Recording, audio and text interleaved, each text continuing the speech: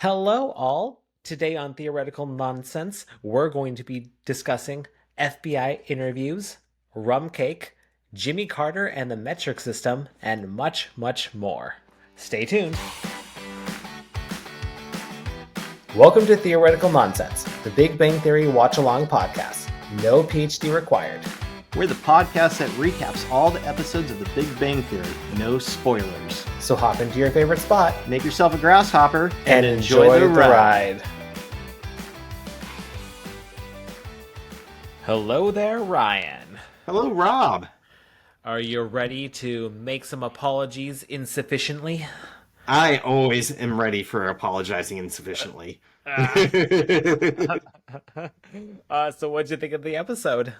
I love this one. Yeah. It made me laugh. I watched it a couple times, and the guest stars, phenomenal. One was kind of out of nowhere, and I don't know why the fuck they had it, but I loved it. Liked the episode. High remarks. Yep, I really enjoyed this one. I like that they kind of brought back the Mars rover thing, that it wasn't just like a dead storyline. And I think there would probably be criminal actions against him, but we've talked before with the notion of sitcoms, and I'm willing to let that go. But I do appreciate that it didn't just disappear; that things do come back to haunt them at least a little bit in sitcoms. So that was nice. Yep. Well, before we dive in, a little bit of housekeeping. We have an Instagram and a TikTok. Well, a TikTok temporarily. We'll see what happens to America. But follow us at Theoretical Nonsense Pod. And we got a new email.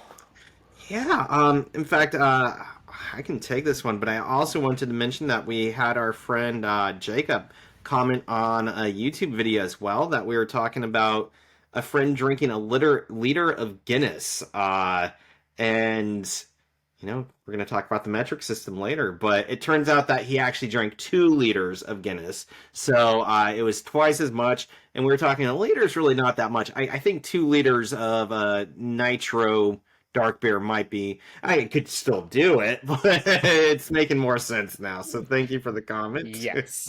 2 liters is significantly more. Okay, so we have an email from Brittany, and I love getting emails, nice ones. I guess I haven't read any of the bad ones. Maybe Rob's deleting them. Like, Rob, you can't handle these. I can delete them before he sees them. Ryan will cry. I can't let him see this.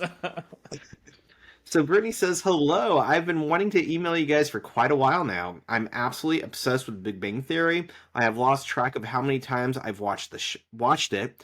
I was so excited when I found your podcast. I drive most of my days for work, so I was able to binge the podcast until I caught up. For this reason, I personally love the longer episodes and even your tangents you go on. I learn something new every episode, whether show-related or not. There are even things I've never noticed in all my watch-throughs until you guys mentioned it. I have finally caught up and am debating on starting from the beginning again just to give myself some time for the new episodes to drop. I myself am also Jewish and love the references and conversations that are had about the traditions and cultures. I think you guys cover that information very well and respectfully. I truly hope you guys will continue this throughout the entire series. I am going to be a lifelong fan. Thanks, Brittany. Thank you, Brittany. Thank you. Wonderful. That's such a nice email. And I also love hearing that we're handling things respectfully. I'm always like, I have my own personal anxieties, but I always fear that I'm going to say something. Everybody's going to be like, why the fuck did you say that? type thing. And there, people make mistakes, but I do try really hard to be respectful. So I'm very appreciative that's coming out and coming through. I actually, as the editor, filter all that stuff out. You're a huge asshole. I got most of what you say out, right? And that's why you don't leave so often. I have to censor everything. It's my other full-time job, just censoring you. It's pretty much me just saying, hello, Rob! Have a good one!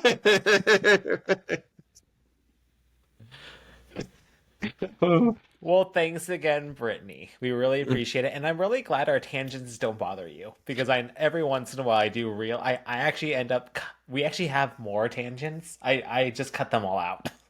Like most of Ryan's. Yeah, pretty much all of Ryan.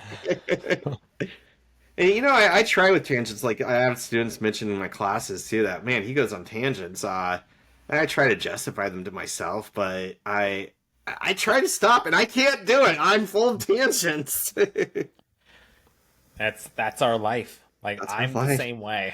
One big tangent. Well, we Like, also got a. Oh, sorry. Did you want oh nope, I'm good. I'm good. to? Well, we also got a 5-star review, which I'm guessing is from Thomas because we got an email last time from Thomas and he said that he was going to write us a 5-star review. So this possibly him, but if it's not, sorry, because That's right. the name is Anon.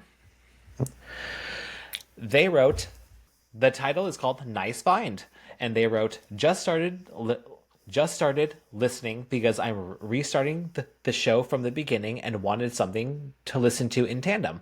I watched the show when it aired live, but dropped off around season 9 or 10. Not necessarily because I lost interest, but life just got busy. Now hoping to get through to the finish. Love the discussion and deep dives on random things within the episodes. Can't wait to get caught up with you all. So thanks, Anon, for the 5-star Thank you. review. And I have to say, that happens to me all the time where I get like halfway through a show and then 5 years later I'm like, oh yeah, I was watching that. What happened? It was a tangent. It gets really tricky, like when it's on the air and like you need to remember to like watch it every week, or like Mhm. when like the season ends and then they go on break and then you have to remember to pick it back up. That's I watch Always Sunny in Philadelphia, and like I swear they start at different times each year. Sometimes they don't have a season and they come back. And while I'm waiting, like I forget, and then I'll notice like 2 or 3 years have gone by, and it's just because I was waiting and got distracted. So it happens. Well, thanks for the email and the 5-star review. If you want to email us and have us read it out loud, email us at theoreticalnonsensepod@gmail.com. And we're on Spotify and Apple Podcasts. We love 5-star reviews. So I think we can probably get started now. Started? Unless there's Okay. anything else that you need to bring up. I think that's it. Yeah, no, to the episode. Let's do it. Oh, hey, so we are in season 4, episode 7, the apology insufficiency. And again, I like this episode. We've got a lot of Sheldon in this episode, and the return of Penny. I don't know where she's been for 2 weeks, but or the past two episodes, but she's back, and maybe just for a little bit. I don't know what. We'll find out in the vanity card. I kind of Yeah. read it and then it clicked in. Like I was like, oh, I knew this. Oh, Why did I forget about it? But oh, I we'll haven't find read the vanity card yet, so you'll find dude, out. I'll find out. Cool. So it's been big news. Something. Oh, yeah, this aired November 4th, 2010. Directed by Mark Sandrowski. Writers Chuck Lorre, Bill Prady, and Stephen Milaro. We start off in the cafeteria, and Leonard has figured his problem out with women. Apparently, he's not confident enough. Sheldon quickly tries to interrupt him by interjecting about the capybara being the largest member of the rodent family. I guess And capybara. capybara, I'm probably going to mispronounce that a few more times before today's over. So that was his attempt to switch the conversation. Doesn't work so well. Leonard keeps talking about his confidence issue and tries to demonstrate what he's planning on doing with women. And he takes off his glasses and starts demonstrating to Raj, and basically says, I don't know, the words that I have highlighted are, you pop, sparkle, and buzz electric. So that's like his go-to line. It's going to come back up. And he's like, I'm going to pick you up tonight. And Raj is just enchanted by this. And he's like, oh, what time? What are you going to do? Howard comes over and says that, big news, made a team for a new starting a new self-defense satellite, and that he needs to get a special FBI clearance for secret security reasons, and that they're going to be interviewed. I did, my IQ points for this one seem kind of brief, but I have like 6 or 7 of them, so I don't know. I had a lot to look into, and I did this one because I wasn't sure if the FBI security clearances actually interviewed your friends like this. I figured that most of their interview process was probably electronic. And I did research, and for the most part, I think the episode is true. Uh, but from what I could find, the FBI, it kind of seems like it keeps it ambiguous to keep you on your toes because they don't want people knowing exactly what to expect and faking or rigging the system, right? So things are kind of, yeah, a little bit ambiguous, but here's some information I found. FBI.gov for most of it. Then I did like basically Reddit forums to hear what other people have experienced. Basically, once they get the security clearance, they let all the secrets out. No, they just talked about mostly it was people saying, "I'm supposed to get this clearance. What should I expect?" And people talked about it a little bit. But to get security clearance, you are looking at it taking about 45 to 60 days to process completely. To get top security clearance, you're looking at 6 to 9 months. So it takes quite a bit of time for them to do everything. And this apparently, what they say on their website, is to ensure applicants meet criteria relating to honesty, character, integrity, reliability, judgment, mental health, and their associations with undesirable persons or foreign nationals. Basically, meaning the criteria that they're not associating with People like Raj. criminals with Raj. Yeah, exactly, Raj. I heard that most people on the Reddit forum saying that credit wasn't checked, but FBI.gov says that credit and criminal histories are checked. And I've heard before with technically with prison systems, Justice DOJ Department of Justice systems, that oftentimes credit reports are checked because I feel like this is somehow illegal or a thing against our privacy, but they make the assumption that if you have a low credit, you are likely to be enticed for bribery. So basically, it's a suggestion that you might be not too reliable or dependent because you are subject to taking money to do things. So I think that's a little unfair, but I've heard that's why they check it. Saying lower credit score means you're more criminally prone. I don't know guess if it that's does speak to the character of your yeah. credit score, I guess. Somehow it Yeah.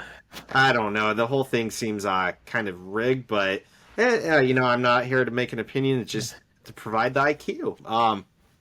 So they check records and verify citizenship, and they do this by interviews with family members, verification of birth, education, checking military history, and employment history. They do interviews with persons that the candidate knows and spouses who have been divorced within the last 10 years. And so this is one thing that I saw that most of the comments on the Reddit section were saying that they say, give us 3 references, and they interview those people. Some people put more. Some people said that they were putting like 6 to 10. But the people who said the requirement was 3. And I think that they can go outside this, but from what the people are saying on Reddit, at least some of the forums were asking for at least 3 references. But apparently, if you have a divorced spouse, if it's been within the last 10 years, they're going to look into that a little bit. They say additional interviews can be conducted if inconsistencies come up. And so if they're talking to one person and it doesn't match what you put on paper, that could be something for other interviews. And even in the Reddit section, it said, like, I've known this person for 5 years, and we don't talk like every few months we talk, but I had to, or if it's like your ex-wife, right? Not that Rob has an ex-wife, but somebody's ex-wife. And you haven't talked to your ex-wife in 7 years, like there might be inconsistencies there. It does say neighbors are interviewed. And so that actually came up more than Friends. That neighbors get pulled in to check, I guess, residency. What type of person are they? Do they actually live there full time? Maybe expanded if yeah, these issues might be expanded, the reviews might be expanded if you've resided abroad, if you have a history of mental disorder or a history of drug or alcohol abuse. They'll probably do more interviews or more investigation. They definitely do a personal interview. They do, yeah, I talked about the poor credit history. Some people say it doesn't matter, but FBI.gov said that it could disqualify you. Not necessarily, but it could. And there are apparently large amounts of applications and questionnaires. We're talking hundreds of questions. And from the Reddit forums, I'm seeing that most of the interview process, the personal interview, is them going through question by question, asking you and verifying, and just making sure there's no inconsistencies or that you're not tripping up on stuff. And a lot of this is like, I guess, automated, so like they have to be really efficient. They're not necessarily going to go off the wire and do something completely crazy with the interview. In fact, that's probably where I saw this being the episode not corresponding with what I was finding in the research is if they do an interview with somebody, they probably wouldn't do it at the residence, although some people said that it could happen. They said it usually takes place on the phone or in a controlled setting. So that kind of makes sense if there's distractions, family noises, people playing around. It makes sense for the FBI agent or the security clearance checker to want like an office setting where they control the settings and they know what's going on. And they can explain all the things going on. Yeah, to make things pretty standard. So again, it could happen. It's not completely random. I thought it was weird that she was going to the FBI agent comes to their places at like not the middle of the night, but the evening. I don't think that would happen. In fact, they'd probably set up an interview. But again, Reddit users said anything's possible. They like to keep people on their toes, so it's not unheard of. It's just that maybe not so likely. But that was what I found with FBI interviews and background checks. I thought it was kind of weird that he was having his friends speak to him as opposed to employers or family, but apparently it can happen. So I'm sure they were interviewing everybody else too, and I fully support all that.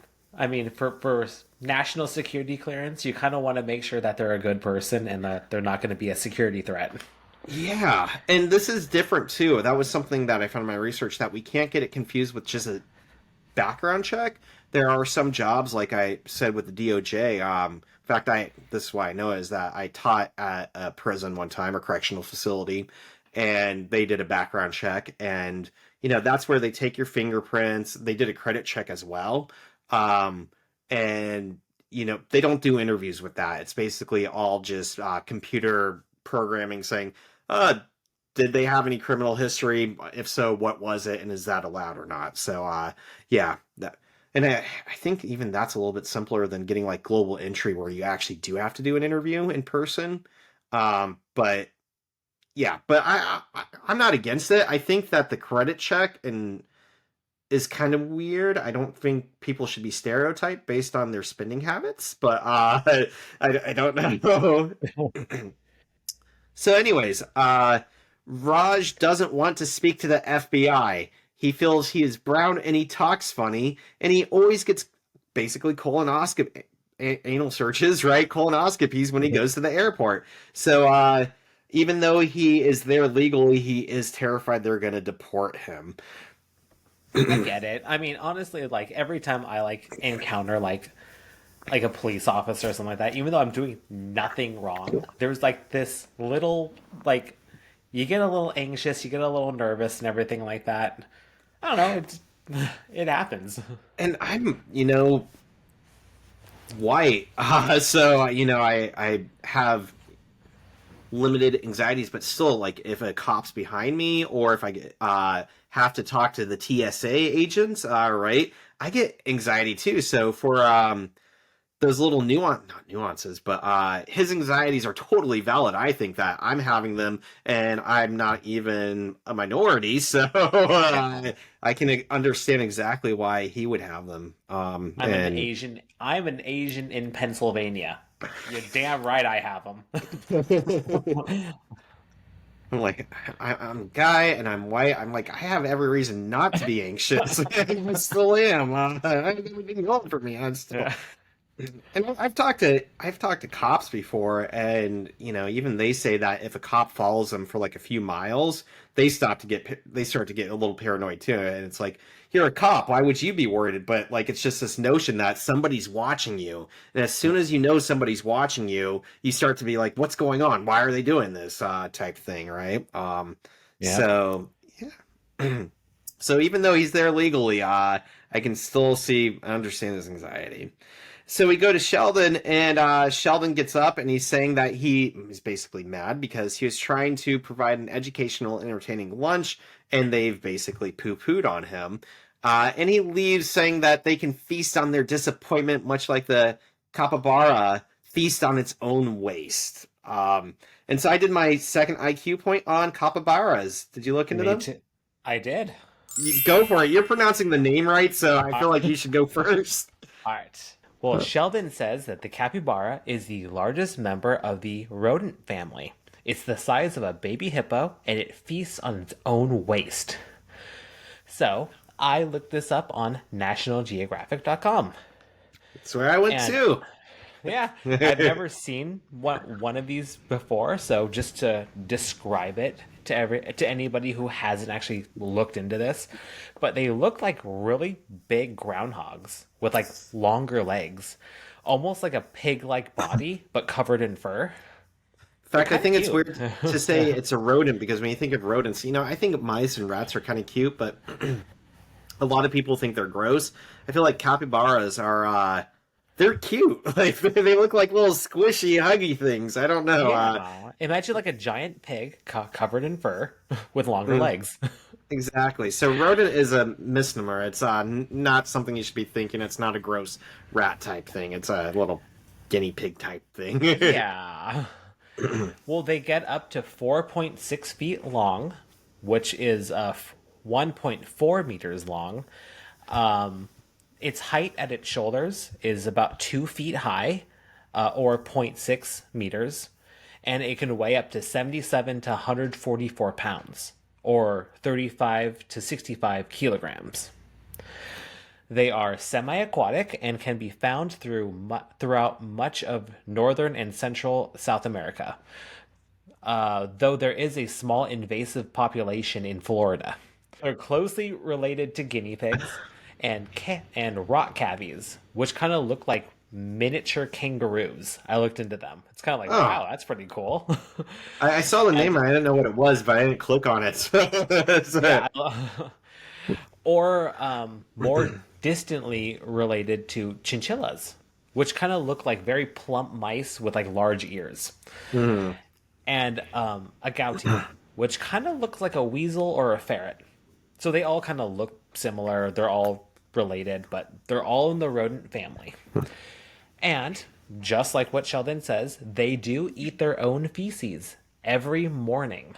And that's because their poo is protein rich from the high number of microbes digesting from the previous day's meals. Because the grasses that they eat are so hard to digest, eating their waste essentially allows them to digest it twice. I thought that was And cool because I think about cows. Cows have four stomachs, and the food's constantly coming up, and they're having to chew it and swallow it back to now their stomach. So it makes sense that they're having to basically reprocess it to get all the nutrients from and digest the grass fully. yeah. And apparently, this behavior has a name and is sort of common in certain mammals as they need the extra nutrients. It's called caprophagy. Basically, I looked into what other animals do this. To What animals prophesize? eat their own? Yeah. Which animals eat their own poop? Essentially. Wow. Bet y'all didn't expect this out of the podcast. Well, I stopped my research at Wikipedia because honestly, I was not feeling this. What am I doing with my wife? Why am I doing this? So, well, dogs will do it occasionally. And I learned about this actually because my wife's old dogs, before our current dog, they did it. And she actually asked the vet about it. And it's because they aren't getting the proper nutrients. And that's kind of the whole reasoning why they do this is because they need, it's a sign that they're not getting nutrients. So out there, if your dog is eating its own poop, then it's because they're not getting the right nutrients. You should probably look at their food and their kibble and everything like that and see what they're doing and what they're eating. I think I had I think it was with my ex-wife when my old dog had puppies. Like a few months went by, and then the puppies grew up a little bit, and one went to the bathroom inside, and my dog ate the feces, and my ex-wife, I think it's my ex-wife, was like, "Oh man, she ate the poop. That's so gross." I'm like, when they're babies, that the mom's eating the poop the whole time, and she's like, "No, no, she is." I'm like, where do you think their poop went? Like, Yeah. they're in a box living with their mom, and there's no poop in the box. Like the mom's Yeah. eating it, and like it clicked, and she's like, "Oh my goodness!" So, yeah, Yeah. dogs eat poop. Yeah.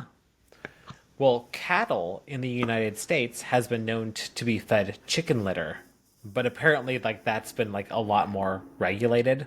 Hmm. So not their own poop, but they eat the chicken poop. And chickens are also known to eat their own feces as well. Also, young elephants, giant pandas, koalas, and hippos will eat the feces of their mother or other animals in their herd to obtain the bacteria required to properly digest vegetation found in their ecosystem. Because when they're born, their intestines are sterile. So they Hmm. need to learn to, their body needs to learn how to take the microbes. But then, if we rewind back to the rodent family, just like the capybara, hamsters, guinea pigs, chinchillas, and hedgehogs eat their own poop. And pigs are known to eat their own poop as well. So basically, at most animals except humans. A lot of them do, but not every animal. No. There in the article, it did say that a lot of scientists have observed gorillas doing this on occasion, but they don't think it's because of the nutrients. They think it's out of boredom. Hmm. It's like, wow, that's what you do when you're bored. I'm so bored, guys. You have no idea. Shit over here. But did you have anything else to add to the capybara? I think that's about it. I was going to add that they're strong swimmers and that they usually inhabit places that are prone to flooding. So they get compared to beavers quite a bit. They have partially webbed toes. I don't think they swim as much as beavers, but they are partially swimmers. And I didn't realize Yeah. that. I thought they were all land animals. So, oh, I was going to say too that I I don't think you mentioned it. Their teeth, like other rodents, are constantly growing, and so that's partially to make up with the grazing, since they have to eat grasses, and grasses are so hard to chew, I guess, and digest that they're constantly gnawing and munching on them, and it grinds your teeth down. So they have to constantly grow new teeth, unlike humans, that we have our baby teeth and adult teeth, and if you lose those, you're shit out of luck. So that's it. Yeah. Okay, so moving on. We are at Raj's apartment, and Raj is reading New Moon, getting all into Belle not realizing Edward just loves her, and that's why he's ditching her. I'm not going to get into my thoughts on Edward loving a 16-year-old girl. I think she was 16. That seemed icky, but that's another story, another podcast. So there's a knock at the door, and it's Special Agent Paige from the FBI, guest star Eliza Dushko. I love her. I love Me everything too. she's in. I think she's beautiful. I feel like if I met a star and I met her, she's probably one of the only stars I'd be completely starstruck with. She's amazing. And in fact, after watching this the first time, I went back and watched a couple episodes of Buffy the Vampire Slayer because she was like my favorite character in it. Yep, she was the She best. is Yeah. the antithesis of she's like the anti-Slayer, right? That in the first couple seasons, a second Slayer gets born because Buffy technically dies for a little bit and comes back, and it makes another girl a teenage girl, a Slayer, and it happens to be Hope, but she has some mental issues and becomes evil, so she's like the evil Slayer. Yeah. Didn't Kendra first? There was the other There vampire. was another one. I And then, forgot but about then that. either Angel or Spike killed her, and Yeah, then Hope was born. and then Hope's creating Yeah. two, and then in the later Yeah. seasons, they're able to make many more potential women slayers as well. Yeah. But you're right. It's Kendra followed by Faith. Yeah. I'm trying to picture if it That's was why I called Angel her or Hope. I don't know why. yeah. Hope was a different character.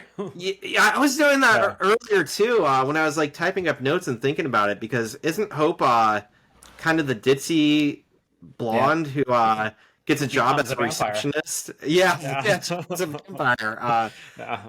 It's doesn't she love Spike for a while too or something? And he's so. not into it at all. It's great characterization. She was fun. But yeah, so yeah, I was trying to picture if it was Angel or Spike, and I'm thinking I can only picture Spike has killed many other Slayers. I'm thinking that I don't know, it wasn't Kendra, but he kills the one on the subway, right?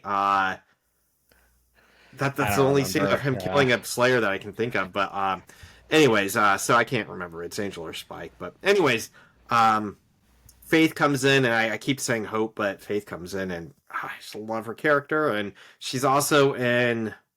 I haven't watched it yet, but weren't you recommending Dollhouse? Is that what it's called? Yes. Yeah. Highly recommended. It's only like 2 seasons, but it actually has an ending.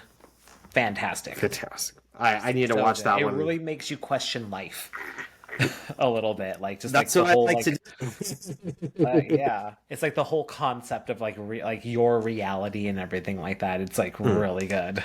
Ah, man. Yeah, so that's on the list. And so great little guest star. I hope she comes back. I don't know if she will because why would the FBI come back? But great to see her in this. So she comes in, and Raj can't talk because he can't talk to women. And she starts questioning him, and he gives her the gesture for 1 second, please, and runs to the kitchen and pops open a bottle of wine, but he is fresh out of wine. So he opens up his fridge and pulls out a rum cake. And so I did a IQ point on Rum Cake. Because, yeah, I don't know. I've kind of been led. There is this myth, and I found the myth on dailymeal.com that it is completely a myth to say that baking cake makes or cooking something makes alcohol go away. It makes a large portion of it, but it's still going to have some residual alcohol. And I remember in grad school, a woman brought a chocolate whiskey cake to class, and I had a good chunk of it, not a huge piece, but I got a little buzz. I felt it, and my cheeks got kind of warm. So it was kind of that was years ago, but I did learn at that time that alcohol does stay in cake. I just don't know. I guess it's a sitcom. I don't think you can get drunk off of it. And with this, there's too many variables to say for sure if Raj could get the buzz he needs to talk to women. I'm going to give them the benefit of the doubt and say yes. According to Wikipedia, most rum cakes have a 0.5% alcohol. And to give you perspective, bananas, when they're ripe, have between 0.2 and 0.4%. So most rum cakes have less alcohol, or just slightly more alcohol than a ripe banana. Not too much at all. You're not usually going to get drunk, but I was looking at recipes, and just a couple random ones. I was seeing like between a third of a cup of rum to a half a cup of rum, so that's a pretty big difference. They also just say rum, so like technically if you're using like Bacardi 151, that's going to pack a lot more punch than a standard rum. But with this, I would say that you can't necessarily just add rum to make it more alcoholic. You would have to have a stronger rum because if you add too much rum, it's going to water it down and be a bad consistency to bake. Uh, what else about this? It never goes away 100%. Different rates. Oh, depending on the way you cook it, surface area, temperature, and time of baking can influence how much alcohol goes away. And, you think of this as like a still, like if you have like sugar water and you're trying to turn it into vodka or something, basically you heat it up and let it heat up and the alcohol vaporizes and evaporates, there we go, and goes up the still, and that's how you make vodka or whiskey or whatever it might be. So it's kind of the same thing that when you bake the cake, the most of the alcohol does kind of turn into steam and evaporates. But again, if you have a larger surface area, more of it's going to be exposed and able to get out. If it's hotter and it's longer, more of it's going to get out. And I was also seeing that a lot of recipes actually call for you adding rum after the baking process, in which case, if he dunked it in rum after it would absorb it and be quite a bit stronger as well. With that said, to ingest like a shot or get drunk off it, I think you'd probably be sick from the sugar before you start getting sick from the alcohol. But from the reading of it and depending on how it's baked, it could be possible to get a buzz from the rum cake. So I guess any if you're thoughts on that? soaking it, I Yeah, think if you're definitely. soaking it, if you're cooking it out, yeah, I think it depends on the cook time and everything like that. I know it does need to be a certain percentage below a certain percentage, otherwise it needs to be in the alcohol section. I know I know this because when I develop like recipes and everything like that, if I do like a vodka sauce or something like that, Uh, it needs to you could only put a certain amount because there are calculations on how much will actually cook out and everything. And if oh, it's over a certain percentage, we can't do it because then it's alcoholic. Because then it's like, well, we can't sell this in this department. It needs to be sold in the alcohol department. So it's like, oh, okay, good to know. I think people won't buy it if they need IDs to buy it. Yes. I do think I do like that storyline. I do think this entire episode needs to have a lot of suspension of belief, and because I feel like Raj is just looking for something. It's more of a placebo. It's kind of Yeah, like what we saw on the train, where the yeah. non-alcoholic beer. It's like he doesn't really need to be buzzed. It's just the placebo that he That's needs. I've completely forgot about the non-alcoholic beer on the train. I was thinking of, it's basically instantaneously. It's almost like Popeye with spinach, where he takes a drink and he can talk to women. He took a bite And of cake, and all of a sudden he could talk. It's just yes, it helps him. It's a it's the crutch. placebo. Yeah. So I like that way of putting it. And again, these issues with suspension of disbelief, I'm okay with them because it is a sitcom. I can't explain why I'm okay, but I was curious about that one. I'm okay accepting it, especially now that you've mentioned it's placebo. But I was curious if it's actually possible for him to have a good buzz going on, and probably not unless he's dunking it or using 151. I'm curious what 151 would taste like in a rum cake. Don't. I've done this, but I know it's not going to go well. It's, it looks like the rum cake is flammable. Burst into flames in the oven. It doubles as food and a fire starter. So if you need to, like, you're out in the wilderness and you don't have any kindling, just use your rum cake. There was a time when we had a friend who was all about 151, and oh my god, I've taken more shots of 151 than anybody should have. Oh, It, no, that sounds uh, awful. it's horrible. You've seen me. We like you and I sip on whiskey. I sip on vodka. I sip on so many things, but like that burns to like a whole new level. Yeah, it's not fun. Yeah, like I don't know why it exists. Take it away. Take it Take it. away. Although we're going to learn later that it's nice in some alcoholic beverages, not for taste, but because it's flammable. And that's something that, this episode doesn't talk about it, but sometimes in movies you'll see like people blow up liquor stores because they're like, oh, alcohol's flammable. But in my experience, like getting anything like under 60%, or yeah, 60 proof, there we go, 60 proof, to light on fire is pretty difficult.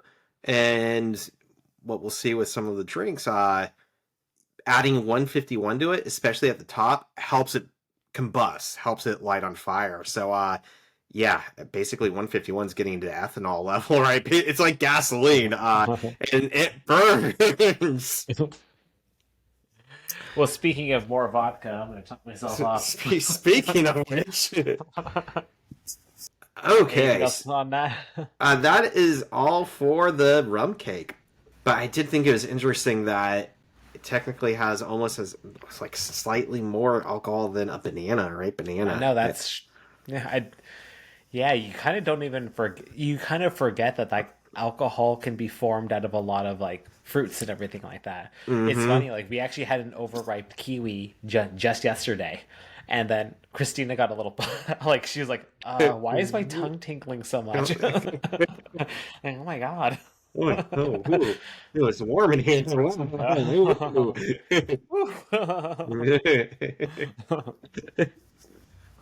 Okay, so he can instantly talk to Paige, and he says, but he also has this anxiety because he doesn't want to talk to the feds, and he starts basically, what is it called, mouth diarrhea, right? Where he just starts saying everything. He has known Howard for 7 years, We says like to he's there call it illegally. tangents, okay? Tangents.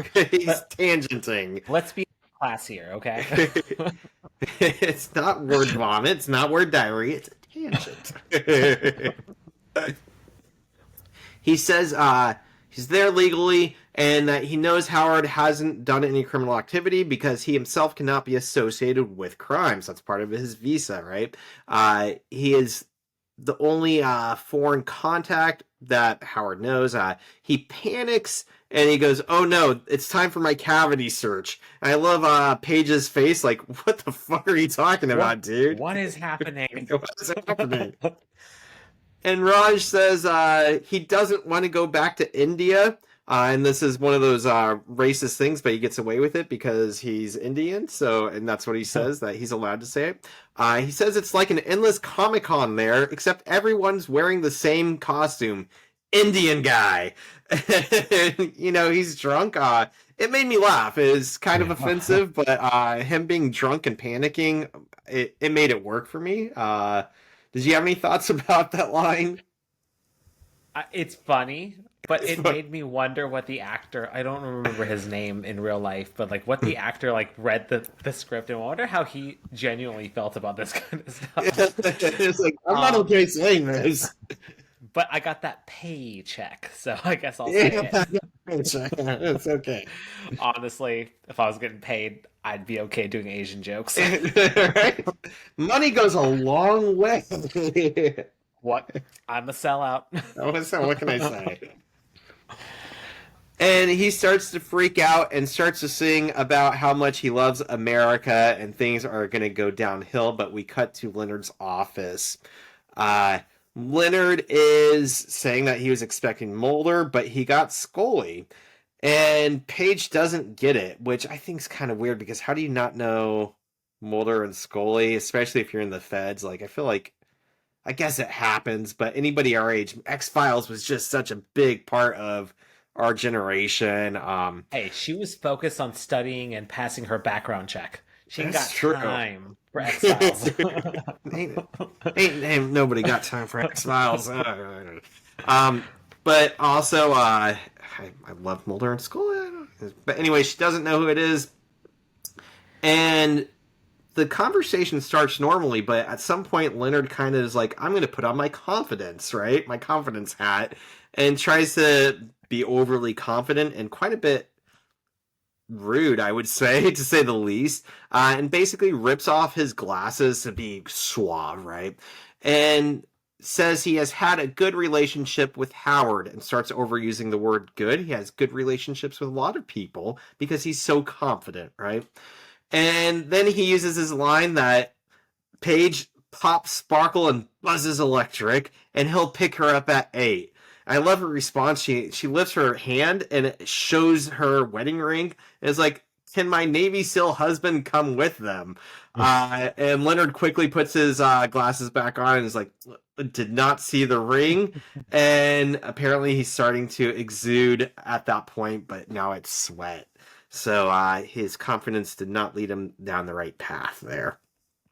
Back at the apartment, there's a knock at the door. Leonard's in the kitchen. Sheldon's on his computer. And Sheldon basically ignores it until he's asked. I get a point for being like Sheldon here because I have done this. I will tune things out and be like, why would I get the door? But I feel like a lot of people do this now, especially with answering phones that we screen calls constantly. But I'm basically at the point in my life where if you haven't texted me or called me and I don't know you're coming over, I'm not going to get the door because I don't know who it is and I don't want to talk to people. So are you like that or do you get the door? No, I get the door. You Just get the 'cause, door? yeah, I just get the door. But in the future, I will not be because I just got a Ring camera. Ooh, see, that helps out a lot. Is I've Uh, had a Ring camera for a couple years and it's it's a camera. I have some issues with it, but Great review. It's a camera. it's okay. Mine has a battery and it's hooked up. It's hardwired in, but doorbells like have a trickle charge, like it's really low current electricity, which is probably why homeowners are allowed to put them in because it's not like probably not going to start a fire. I think, but like apparently that low trickle electricity doesn't charge the battery very quickly. And when I say Oh, so not you very, actually stop to take it off and like recharge it? That most sucks. people do. Yeah, if you let the battery drain, it's best to take it off and charge it. But when I say it is a slow charging battery, I would say it probably took about 2 weeks to charge. Uh, Whoa. yeah, and I found this out because on Halloween I had it on my phone so that I could see if kids came up because sometimes they knock and I don't hear people knocking, especially a little kid with their little fist. And they don't push the doorbell. I don't know why. They knock, and so I've noticed that I've missed a couple trick or treaters because of that. And so I had it on. I like having it on, but after about 2 hours, it drained the battery and went off, and the doorbell like stopped working completely.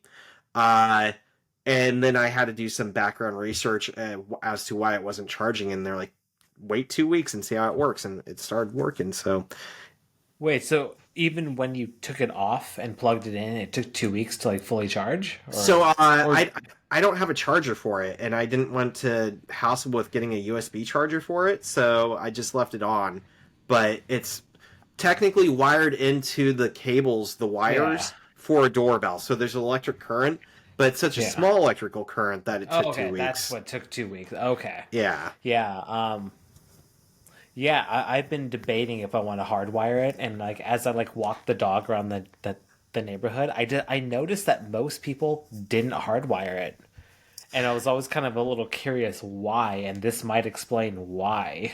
Yeah, that it's kind of pointless. Although somebody told me like, oh, if you want to replace the, in fact, there's our friend Jacob, the I forget what it's called, transducer or something, which I looked for, and for months I couldn't find it, and like over Christmas I was moving like Christmas decorations and found it. It was hidden like in my garage, but you can like replace like the thing in your house that sends a current to your doorbell and make it more like a higher voltage or something.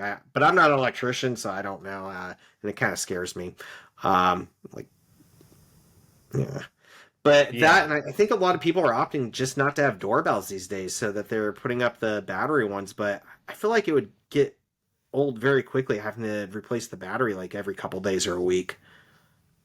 Yeah, I didn't even look to see how long the battery lasts or anything like that, but honestly, I just charged it up. It's just been sitting on my desk for like 2 weeks. I'll get to it when I get to it. It'll figure itself out, right?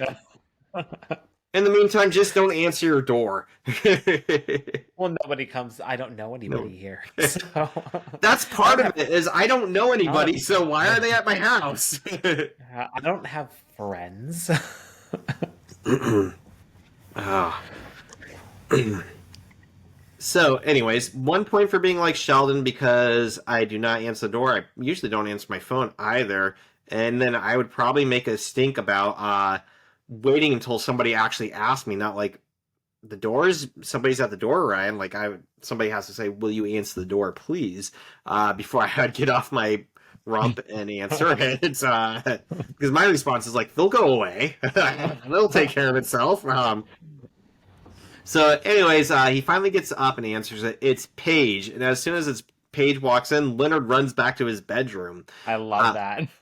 he's So like, then Paris was like, "Nope." "I'm out of here." Uh, and I do like that Sheldon questions Paige about how do I know who you say you are, and she pulls out her badge, and he pulls out his Justice League membership. And it's like it doesn't really mean anything. It doesn't prove I know Batman. And finally, he does let her in, and he challenges, kind of questions her about if she knows the FBI's motto: fidelity, bravery, integrity. And he accepts that and questions her about why he hasn't heard a response about the bag of feces that he sent in for a fingerprint and DNA analysis. Uh, Her response is pretty respectful, saying we're kind of busy. So I don't think he's going to get a response on that, but apparently he did send in a bag of excrement. She shifts the conversation to Howard and asks if Howard is responsible. And Sheldon, being egotistical, I guess, and just argumentative, honorary almost, says he's going to point out the bad things about Howard. And he starts off with a visual aid, Lord of the Rings on Blu-ray.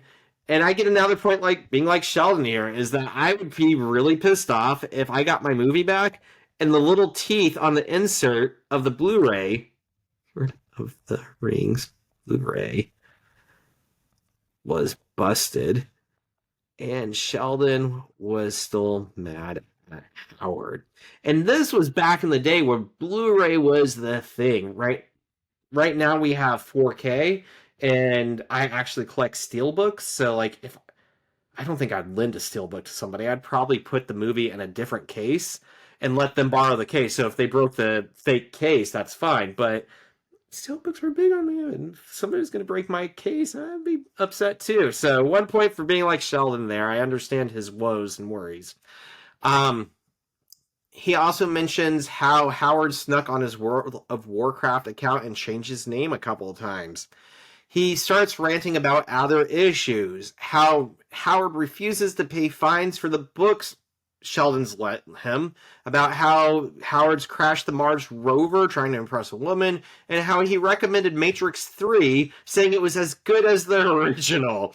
It wasn't, so Howard was wrong on that one. And Paige stops him and says, "Go back to the Mars rover comment."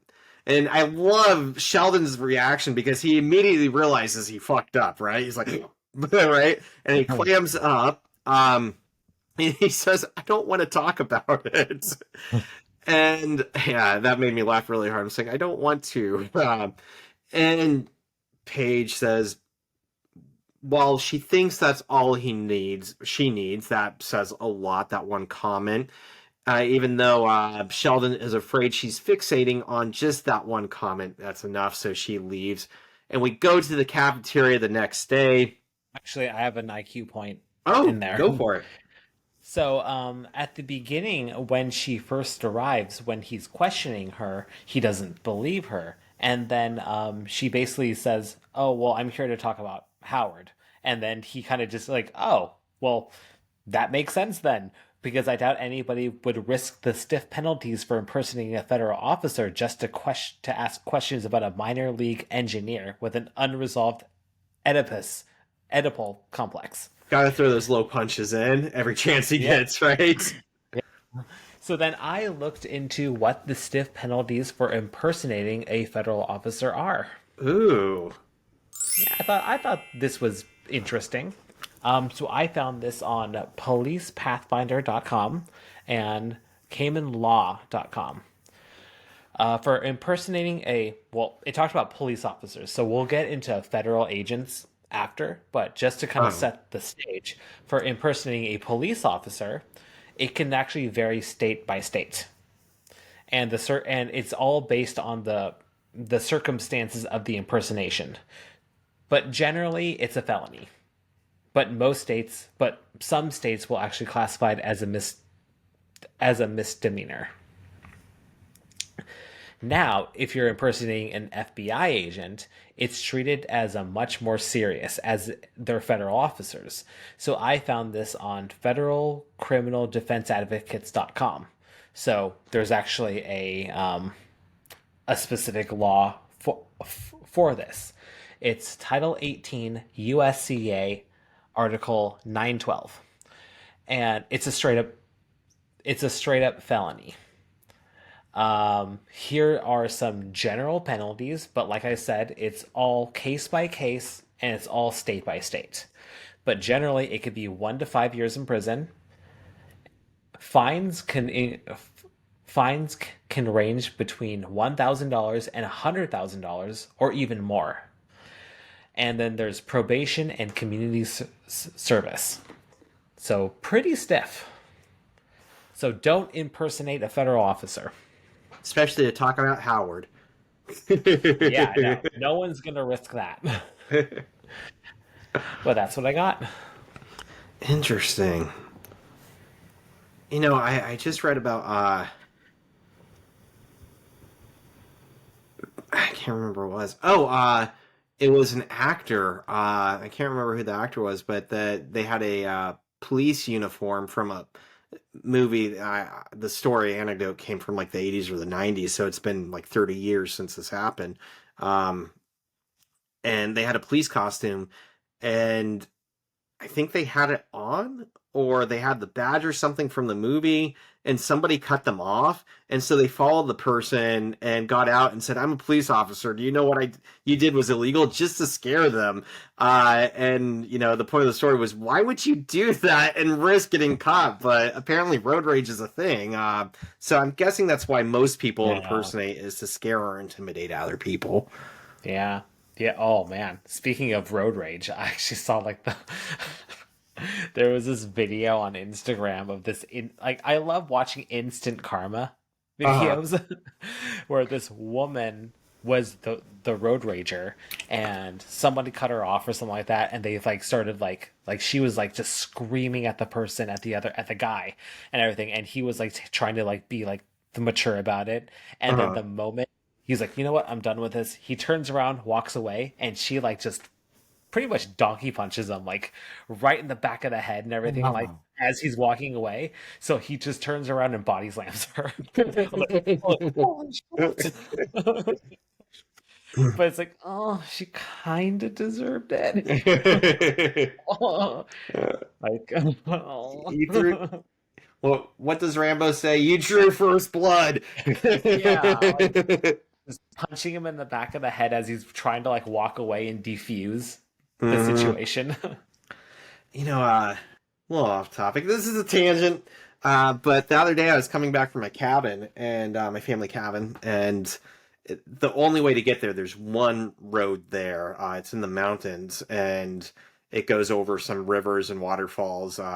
So like literally, it's the only way to and out of like that section, that area, back to civilization. And I pull up behind some trucks that are just completely stopped. Some people pull up behind me. People start getting out of their cars, and one guy's like, I think there was an accident, and I don't even see like an ambulance or anything, so this is probably going to be a while. And a UPS driver pulls up and gets out and hears us talking, and he goes, nope, it's a SWAT team. I got note of it. I think he drove by it, and they were setting up when he drove by, and then I think he was talking on his radio too or something. I don't know. But he's like, it's a SWAT team. They're busting down a crack house. And as he said that, the police were lining up, and like it was a little far away, but I had some pictures, and we just sat there and watched as they busted a crack house in the mountains. It took about an hour, and then everybody got in their cars, and On the bright side, everybody's very pleasant about it. Nobody, few people turned around and went back home. I guess I don't know where else they would go if you turned around because there's nowhere else to go. But they seemed kind of cranky. But everybody was like out of their cars and like talking and like trying to figure out like how long we're gonna be here. That was something too. Is we didn't like since in the mountains there was no cell reception there. And it's like, what are our options? How do we let people know we're okay? We're expecting us. Yeah. It was fun. So road rage, it's a thing, but be careful. Yeah. Yeah. Be careful out there. Okay, so where are we? Back at the cafeteria, Howard comes in and he's fuming, right? He's angry. Apparently the interviews went bad, and I love that Raj and Leonard both blame themselves like immediately. Apparently Raj got tipsy and he threw up on Paige's shoes, right? Leonard hit on her and that went poorly. And I love that Leonard's like, I expected Sheldon to screw things up, and Sheldon just kind of scoffs like, even though he knows that he's the one who screwed everything up. Everybody else was okay. So we're at the apartment, and Sheldon is walking into the kitchen, and Leonard, for some reason, is on his computer, and is like, oh, you can't sleep? And Sheldon's like, I don't understand why I can't sleep. And he starts listing reasons. The first one, he's given up scary movies. I get 1 point for being not like Sheldon because I'm never ever going to give up scary movies. Yeah, of course. The horror genre is like your thing. It's my thing.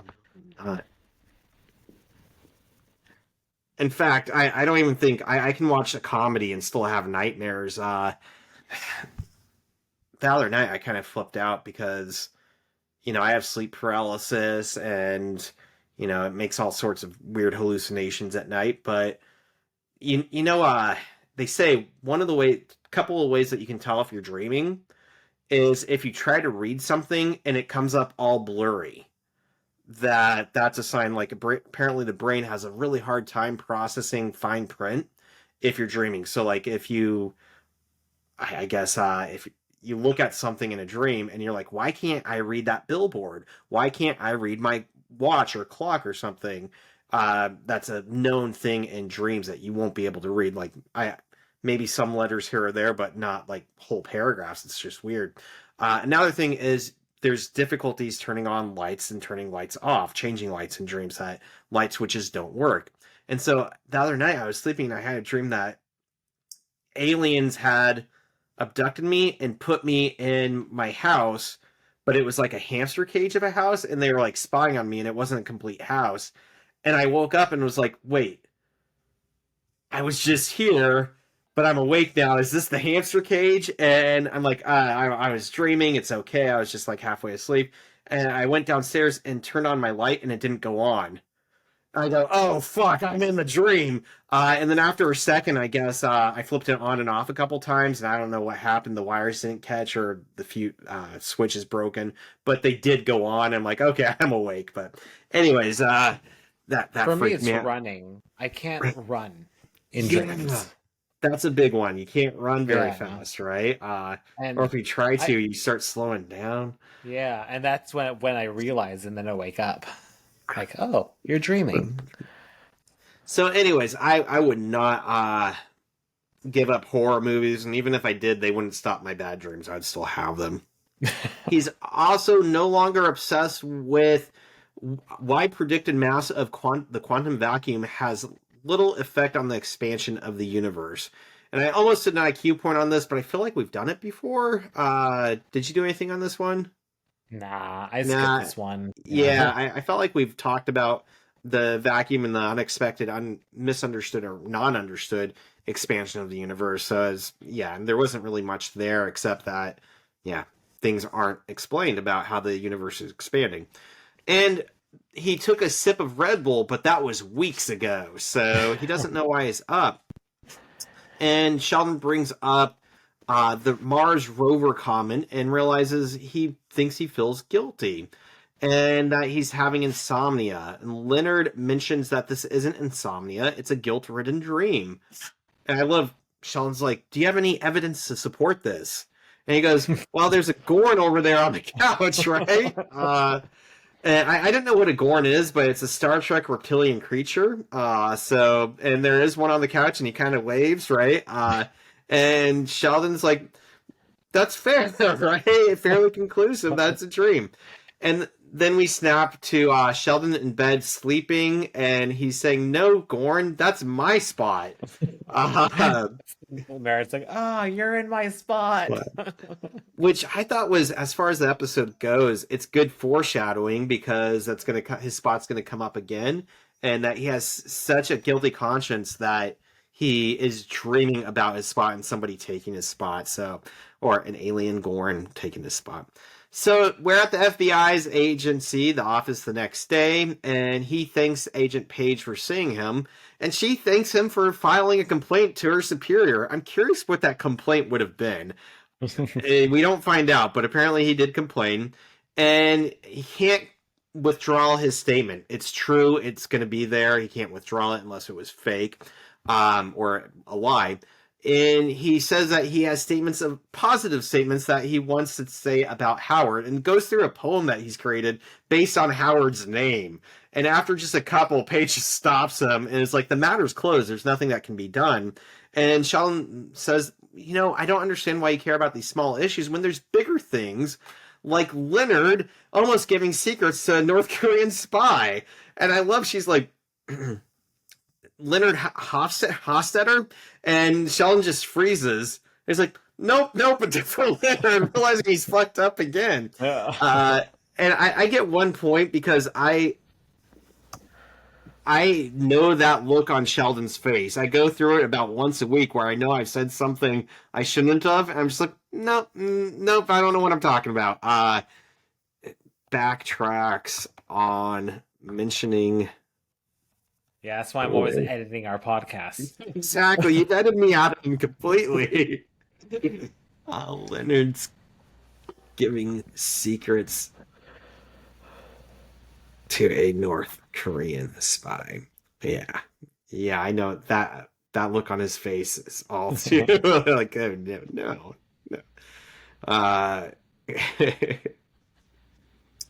Okay, so we're in the office hallway, and Raj is talking to Neil deGrasse Tyson, and guest star, it's really him. And for a second, that made me think this was another dream because it seemed weird to have him guest star. Like, there was really no reason to have him there, but especially talking to Raj, like, it's not part of the story. And Raj introduces him, and Sheldon says he doesn't like Neil Tyson because he made Pluto not a planet. And really quickly, I get another point for being like Sheldon because I too am angry that Pluto is no longer a planet. Yeah, it's kind of sad. Like, even in like the children's book, I have a book for Hunter about the planets, and Pluto's not in it. Pluto's not mentioned. It's not one of the planets anymore. It's a dwarf planet. There's this movie, an anime from the 80s, 70s, 80s. I can't remember. Called Galaxy Express 999, I believe. And there's a whole like universe and spin-offs. Captain Harlock is part of it about this train, but the movie is about this boy who wants to kill this android guy who killed his mother. And the whole basis of this is people take this train. Maybe that's part of why I love trains, is this train travels through the galaxy. It's actually a spacecraft, and it goes from planet to planet. And its final destination is a manufacturing plant where you can have your conscious transposed to a machine body. And he goes to Pluto, and at the time Pluto was a planet, and it made it my favorite planet, again with horror stuff. When they're done with the human bodies, after the humans have put their conscience into machines, they take the bodies and ship them to Pluto and freeze them. And so he's walking on Pluto, and it's just like levels of human bodies frozen in the frost or in the ice. And there's one woman who guards the bodies, and this isn't realistic at all, but I love it so much. And her story was that she wanted the most beautiful body ever, and so she was transposed into an android or a robot.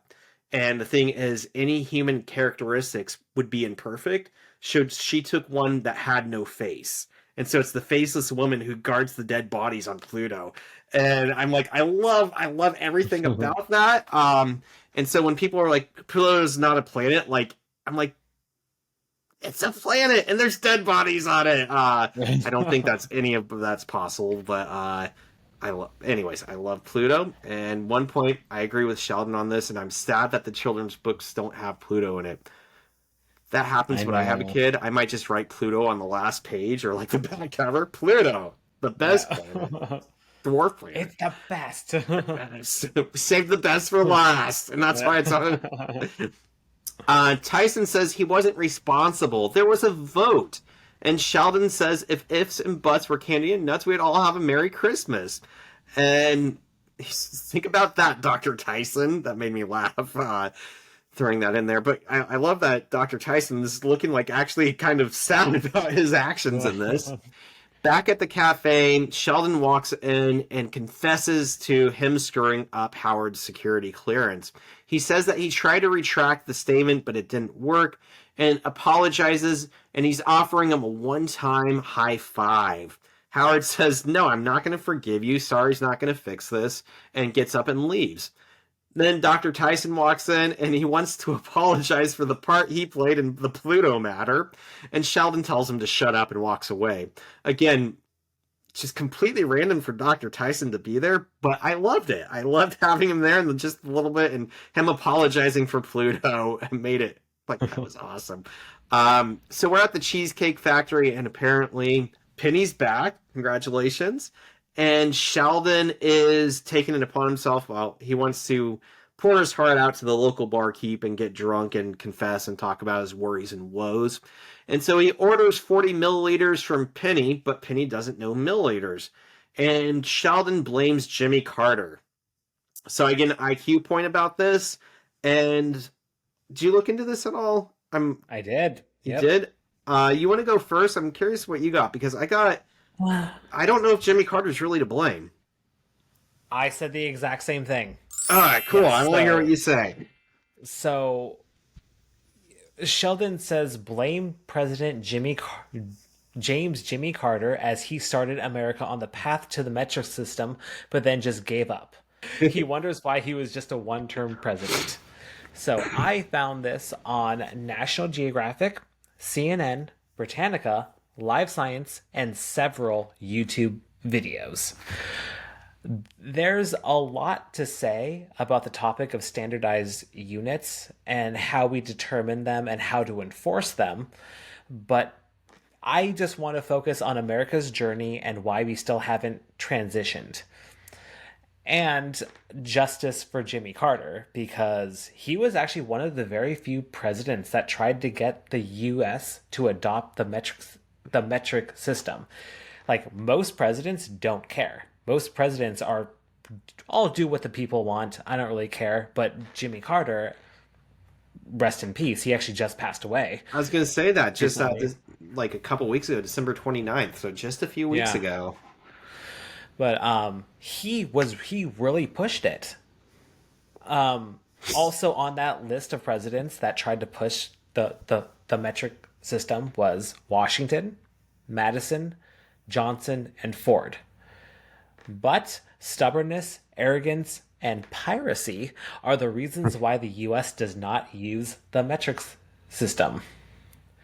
But like I said, justice for Jimmy Carter. I don't know what Sheldon was talking about. He has some sort of like the way he said it, he definitely has a little bit of resentment for some reason.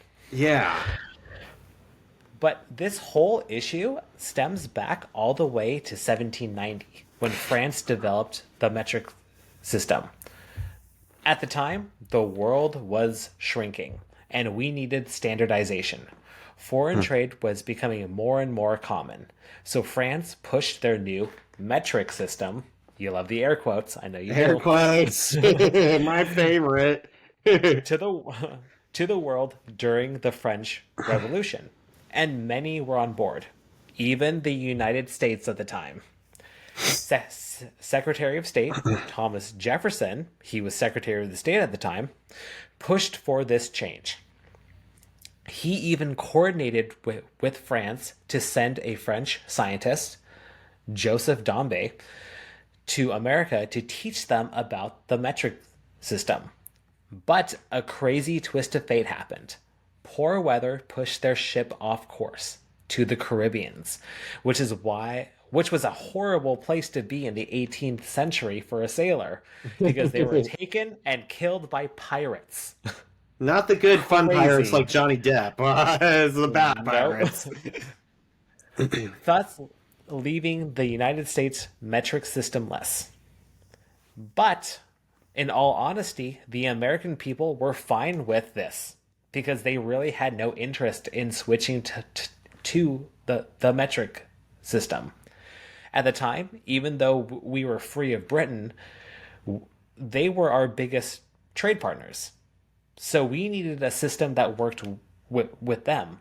And at the time, they were using the imperial system, and the U.S. had the U.S. customary units, which is basically the same thing as the imperial system, but just ever so slightly different. So there really wasn't this urgency to switch to metric.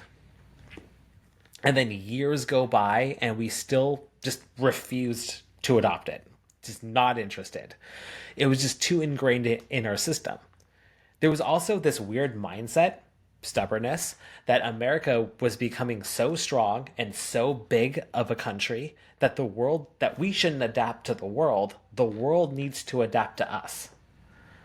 Shocking that we still had that mentality hundreds of years That ago. never went away, did it? Never went away. Yet it was just funny because they had that mentality when we were like one of like a few countries that just didn't have metric. Like the other 100 countries in the world did metric. So now we fast forward to the 1970s, and like I said earlier, Jimmy Carter pushed the metric system onto America. But it was a no-go. He was even proactive and actually changed a lot of our speed signs from miles per hour to kilometers per hour. But reports showed that the people went mad over it. Like they just like lost their shit over it.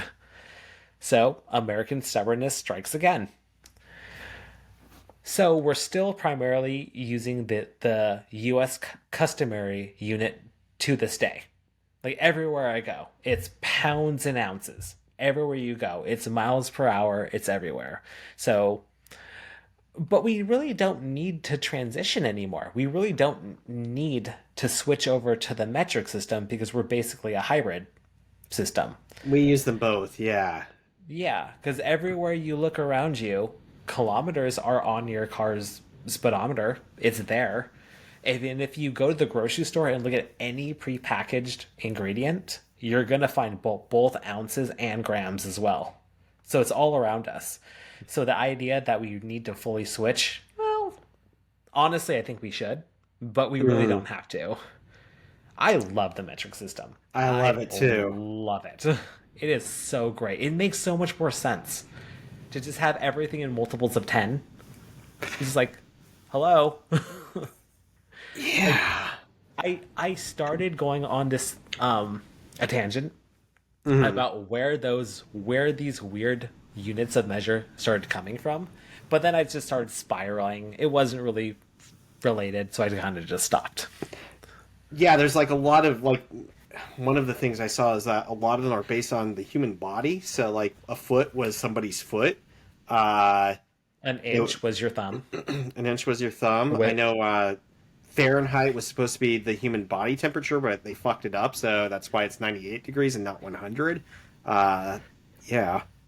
Oh, and this another little fun factoid: working it off your body was why that term Napoleon complex came about, because the foot that became in quote standardized was from a specific person, but people in France were actually taller, so their foot was actually longer. So when people said that it was, oh, he's only 5 foot, they were looking at a completely different system. So that's why people thought Napoleon was short when he was really average size. Oh, that makes sense. Yeah, because the And average foot size in France at the time was bigger. that was something too with the imperial system, the standard system. It was supposed to standardize it so that everybody knew a general concept of how big an inch was because everybody's thumbs were about the same size. A foot was the same size. But the thing is, they aren't all the same sizes, so it fucked everything up. Yep. But anything else to add? Yeah, I had some stuff. I read a CNN article that had some stuff, and I don't need to go into all of it. I was really surprised that there were roads in the U.S. that had been put up with kilometer signs. And around that time is why the U.S. or car manufacturers started putting kilometers in too, because they thought there was going to be that push during Jimmy Carter's period. But I was going to say that Jimmy Carter put together the metric board, which was designed to implement the metric system into the US, and that was in 75. It was dissolved in 1982 by Reagan. So I'm surprised that Sheldon would say Jimmy Carter's responsible when it was clear Reagan is, yeah, the He next killed it. president. He killed it, Yeah. and he did a lot of other things. And I'm not going to get into politics, but the more I learn about him, the more I don't like him. Yeah, so he did kill the metric system board, and I read a couple different interesting things. One was a quote from writer John Bellman's Marcano. I'm sorry if I mispronounced that, but he argues that a big reason the U.S. doesn't want to shift is not because we're stubborn, or we are stubborn. That's part of it, but it's due to capitalism, and that people stuff sells because of the metric system. I don't know if I completely understand what he's saying there. I guess Americans are used to it, so if we switch systems, nobody would know what was going on. I think people would know, but definitely a few hundred years ago, it makes sense because having these the metric system, meters, centimeters, as opposed to a foot, where everybody's thinking a foot's the same size when it's not. People had some logic behind it. But he also said, and I didn't get this either, that people think in terms of thirds and halves. And as if the metric system doesn't allow you to think in thirds and halves. He's basically saying that the metric system thinks in terms of tens, but you can divide 10 by 2, so you can think halves just fine. In fact, more easily than 16 to 8 or whatever it might be. So I didn't understand a lot of what he was saying, but he was making an argument that a big push for the standard system is capitalism, making money, and trying to say that's how the human brain thinks. Another thing I want to add to this was, oh, it quoted another person, Elizabeth Gentry, who suggests that the complete switch to metric system is inevitable. It's going to happen. And she kind of predicted that we're going to see a big change when there's a new fuel source. When we switch from petroleum gasoline to the next fuel, and she said something like hydrogen, we're they're not going to sell it in gallons. They're going to sell it in kilograms. And once we switch that fuel to an everyday thing of dollars per gallon, we're going to see dollars per kilogram, and that's going to be a domino that's going to jumpstart things. So it's going to happen gradually, and it's again with the capitalism, when things start getting sold in terms of a different unit, people are going to learn it and expect that. So it's going to happen. But again, I would say Ronald Reagan is more to blame than Carter. I guess maybe Carter could have done more, but he didn't cut it, or he didn't let it fizzle out. So There's only so much based off what I read. There's only so much you could do, and at the if the whole public hates it and they're not going to accept it, and they're going to be like if they actually went as mad as what they said they were, there's probably uh like this weird revolution about it. yeah.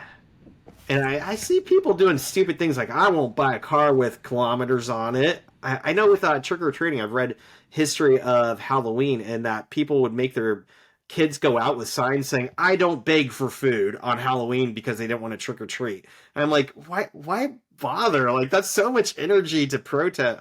When there's bigger, better things to protest, it is weird. So I You're could see protesting them free candy. Go fuck yourself. exactly. It's free candy. Who needs free candy? All right. Dentist.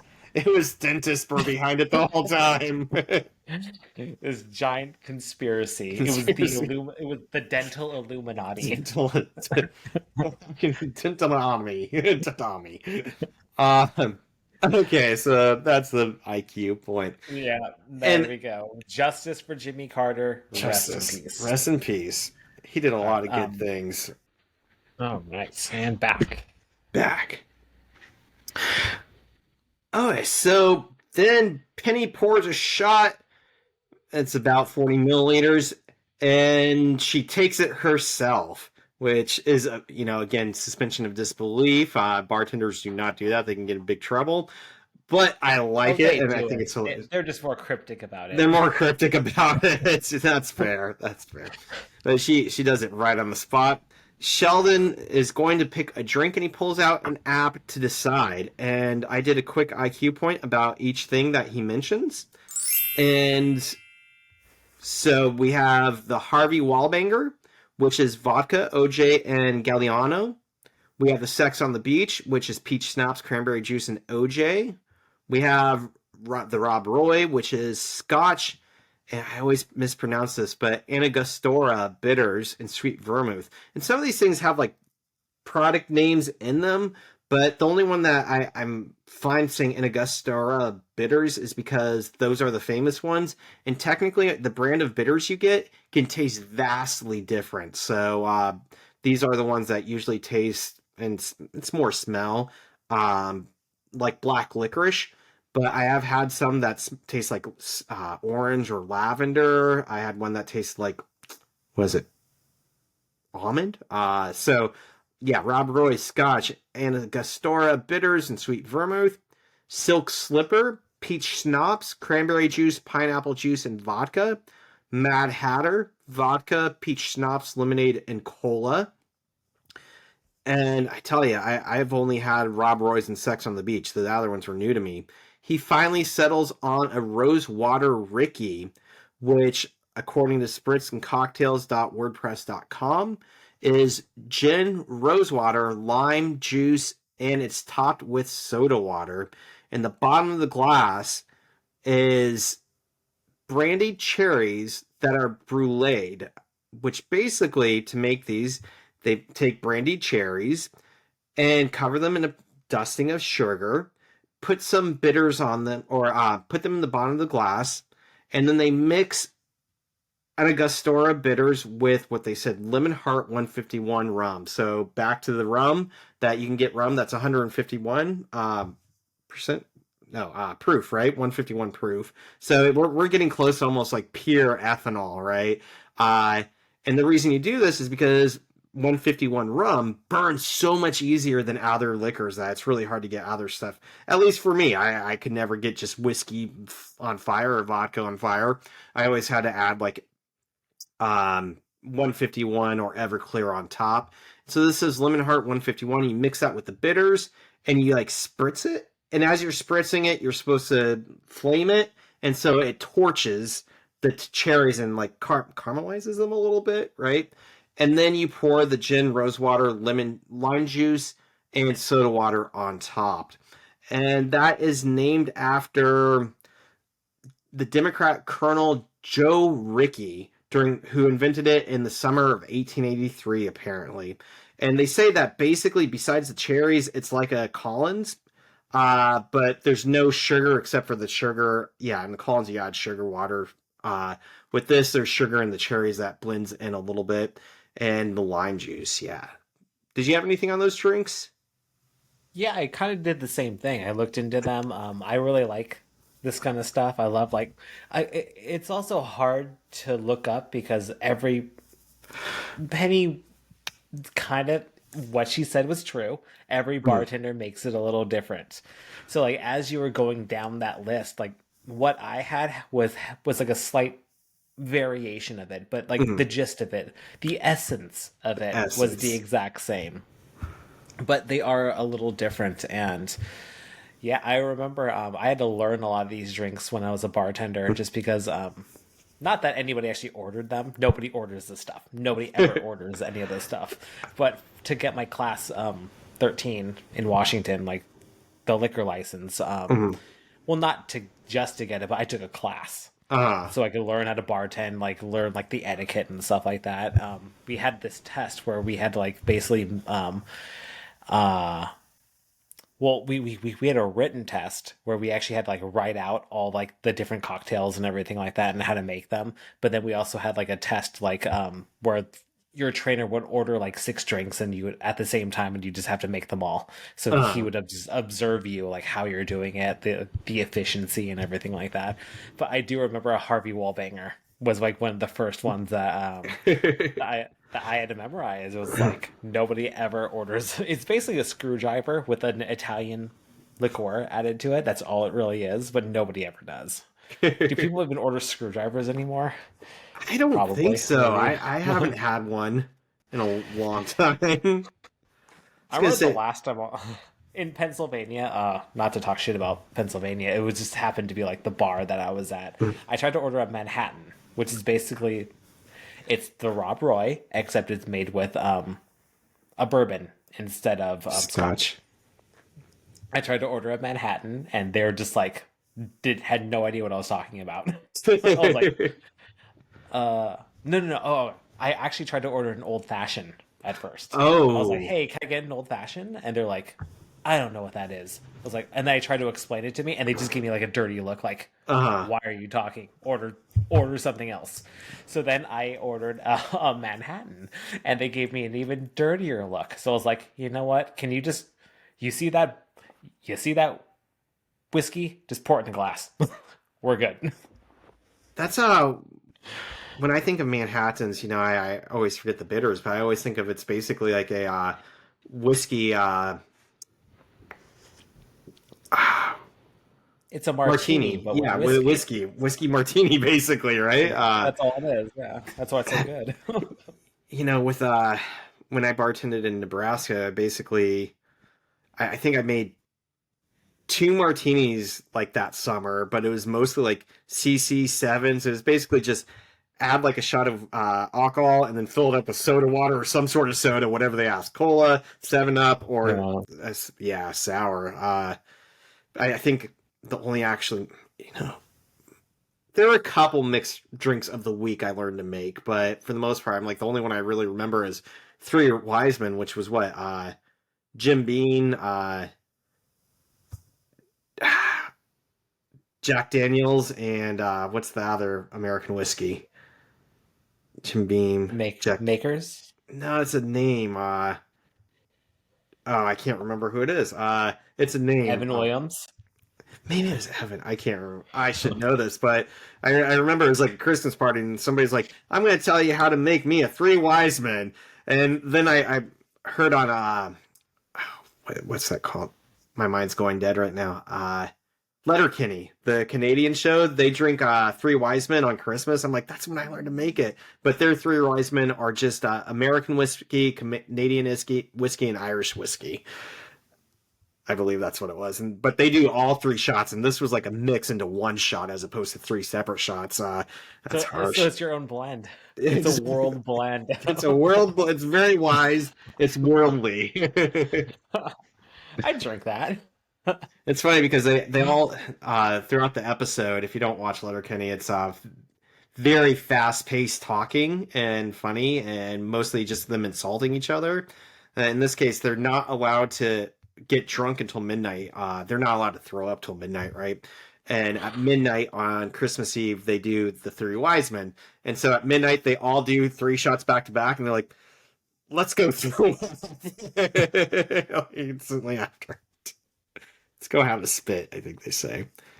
But I was gonna say too that it's interesting because I got into a rabbit hole with uh where they oh man rum and cokes and doing what were they called Cuba Libres, right? We That talked about that before. Yeah. yeah, they're It they're needs a technically a lime. little different. and the myths behind that. And like you said, that each one's a little bit different depending where you're from. The essence is the same though, right? So, Yeah. anything more about the drinks? No, I had a lot of fun doing this one. I feel like we should try some of these out from time to time. We've done the grasshopper, so we can go through I this actually list. So I actually watched this episode ahead, and I actually wanted to make a Rosewater Ricky. But then as I read this, I was like, yeah, that's not happening. How do you get a rose water? Like, can you buy that at the store? Or do you have to like infuse I've your own seen it. water? I've seen it at the liquor store. Hmm. I guess it depends on the liquor store. I would imagine, like in Washington, like it would probably have it. Here, it's a little harder to find just because I'm in a smaller town. I bet you could order it online if it's manufactured. I mean, it's not an alcoholic, so it's like bitters, right? So, well, bitters are slightly alcoholic, but you know what I mean. Yeah. It's gotta be somewhere. Yeah, but I wasn't gonna like find the cherry. I guess the thing is like I just didn't want to buy all these ingredients. I just That's didn't want to fair. go through it. Yeah, it's like I can't. It's new me means like budgeting. But and then you take Actually like a swig and you're like, budgeting. that tastes like shit. And now I have like $100 worth of ingredients. What am I gonna do with this 151? The cherry is all used. The gin I'll drink. Rose water. What do I do with this? Rose water. I'll That's water like my roses with the rose water. yeah. But I wanted to. I had grand plans like years ago to have like a full bar. Like that was of course every young man's dream is to have a Yeah. full bar. Buy like have one bottle of everything just like on a wall and everything. And then after a while it's like, yeah, I'm not gonna drink any of that shit. It just sits there and it takes up a lot of space. I have a bar in my garage and I've been slowly weeding out bottles because I find that I could use the storage for beer equipment and stuff, and nobody drinks it. I've had parties and, once in a while people want to do shots of like Jägermeister, but like Gross. I never made It's never made mixed that's drinks really. we're too old for shots of Jaeger. We really are. We really are. Even a Jägerbomb. Can't Jägerbomb. do it. Not gonna happen. Oh, We're those too were old the for that kind of days. stuff. When my I gut. remember what happened now. I actually started that bar at my old house, but then I moved. And like Mm. the movers won't take it. So it's like, well, I guess I'm giving it away. I think I got a few bottles from you actually of stuff. Probably. I just had to give them away because it's like, well, I can't take them, so like, and I can't drink all these in the next week. So I guess I'm Start giving drinking. it Whoa. away. So Penny pours a shot and says it's the Rosewater Ricky. Sheldon says it looks different than what he's seeing online, but every bartender makes it a little bit different. So it's a Rosewater. And Sheldon cheers to the metric system. I love that toast, and I think I'm going to do it sometime, to the metric system. And then he spits it back out. I get 1 point not being like Sheldon here. I can't do that. I could not get that back in my mouth. Maybe if I was paid enough money, but I will. You won't drink your own backwash? Yeah, I can't. Willingly drink my own backwash. He tries to drink the same shot 3 times. I could make myself, but it's definitely like even thinking about it, it's the same feeling of like nails on a chalkboard type thing. Like it's just like, ugh, and he has no problem with it. In which case, I'd be like, just buy me another shot or something. But then again, even if I didn't like, I wouldn't spit it out. I'd just chug it. The only Yeah. time I've ever spit a beverage out that I can think of, besides laughing and spitting, but I remember one time I was at a resort in Mexico, and I think it was the glasses weren't washed correctly, and I took a swig of like this. We got our beers, and I took a swig, and on the swig I smelled fecal matter. So it's some sort of bacteria in the glass. And Oh. meanwhile, I look up as I start to put my glass down, and my dad's sniffing his glass. He's like, "Do these smell?" And I spit mine back out. So that's the only time I've ever spit a drink out. Even if it's a shot of 151, I will make it go down.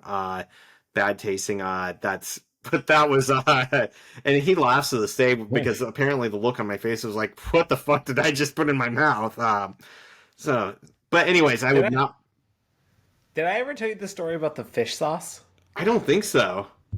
So this is how trusting I am, and I'm very similar to you. Like I won't spit a drink out. Like I'll just kind of just even food in my mouth. I'll kind of just put it. It's a rare opportunity where I actually spit things out and everything. Not the best quality. You probably should. You probably should. More willing to spit shit out. Yeah, it's. But I was late to this party one time, and I got there like a couple hours late. Everybody's like good and buzzed, drinking, having a good time, and then they're like, "Oh, Rob, you're here. You got to catch up." I was like, "Oh, okay, sure."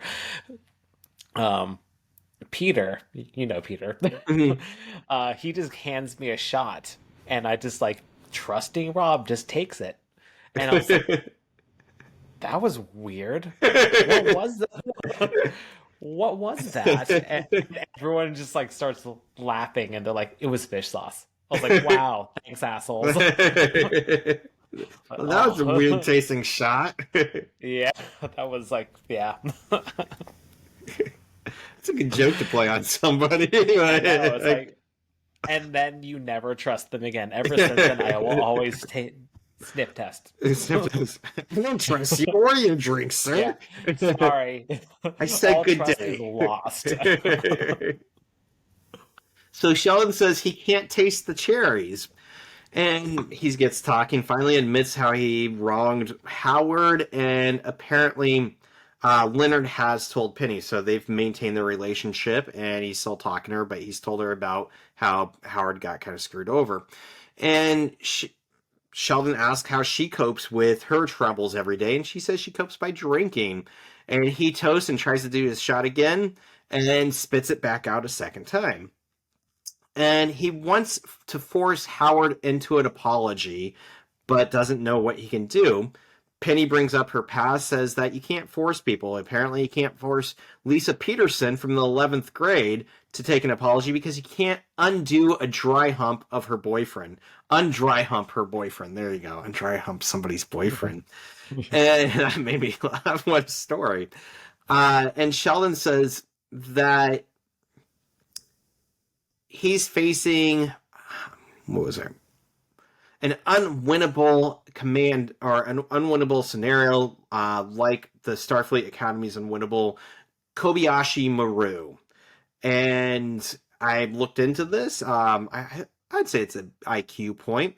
I didn't know what this was. I've heard of it before, but it's memoryalpha.fandom.com explains it, says that it's a training exercise in Star Trek.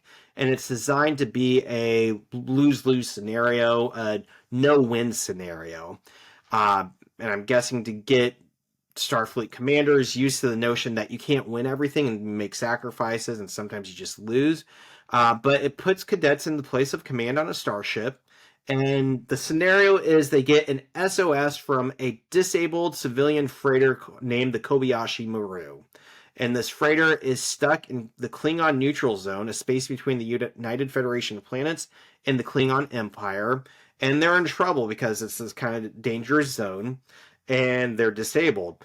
And no matter how you handle it, you're supposed to go to try to help them. If you don't help them, they die. If you go to help them, they die, you die. There's no winning. And the only person who's known to win was Captain Kirk, who reprogrammed the simulator on his third try, I believe it was, to allow for him to win. And his higher ups thought that was a novel idea, that he thought outside the box to win. Some people claim he was cheating, and apparently there's an alternate universe where it was considered cheating, because technically, yeah, he reprogrammed the system. However, his belief system is there is no win scenario, that there is always an answer in some way, shape, or form, and that if you have to rig the system to change it, that's what you have to do. But again, he was credited for thinking outside the box. In this case, Sheldon's thinking that there's nothing he can do. It's a hopeless situation, but bringing this up makes him think that he needs to think outside the box and reprogram Howard. And Penny says he can't reprogram people, and I love that he says, "No, you can't reprogram people." So I love that. Made I me love his confidence. yeah, and I almost gave myself a point, and because I say that all the time when people are like, "You can't do that," I say, "No, you can't do that," or I'll say like, "No, you're this." But I mean it sarcastically and jokingly, and I think he goes in thinking he can actually reprogram Howard. So I didn't give myself that point. It is different. He toasts to Kirk and spits out a final time before leaving. Back in the cafeteria, he walks in and he starts using, basically it's a Jedi mind trick, saying, are you feeling better today, right? And Howard's like, no, not really. And Sheldon says that he's using the Neurolinguistic Programming to modify Howard's thought patterns. Did you look into this one? I did. Go for it. I just handled the Kobayashi Maru, so Which I will say, now that you understand the Kobayashi Maru, you're gonna see it in pop culture all the time. I swear I've heard it before, but I don't think I ever knew what it was. I was just like, oh yeah, you're saying weird words now. Okay. You said that funny. What is it, that Simpsons where Homer's like, the words mean nothing. It's like wada wada bing bang or give peace a chance.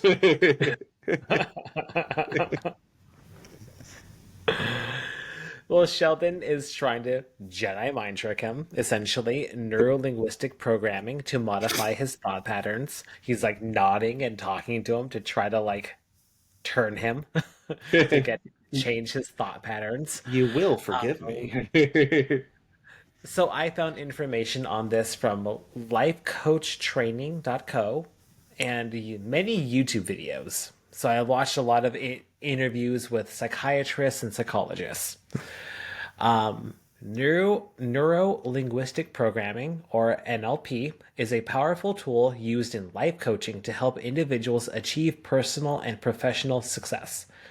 NLP is based on the idea that by understanding and modeling successful behaviors, as well as reframing negative thinking patterns, individuals can overcome limitations and create positive change in their lives. So these days, it's kind of a controversial topic because these days, most psychologists don't believe in it. But they do think that there are some valid tools within this, and a huge proponent is Tony Robbins.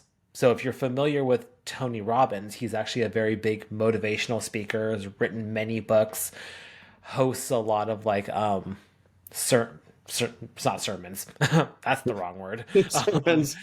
Human sacrifices, something like that. It can be a little cultish. I saw some videos and it does seem a little cultish, so maybe sermon is the right word. But if you are interested in using these techniques, there are 4 core principles. Number 1, know what outcomes you want. Number 2, use your senses with precision, meaning know how to read people. Number 3, build rapport. In order to make change in others, you need rapport with them. So if you want to change yourself, you need to understand who you are as well. And 4, cultivate behavioral flexibility. Basically, learn how to adapt your own behavior and mold yourself to opportunity. So NLP is basically finding success through imitation.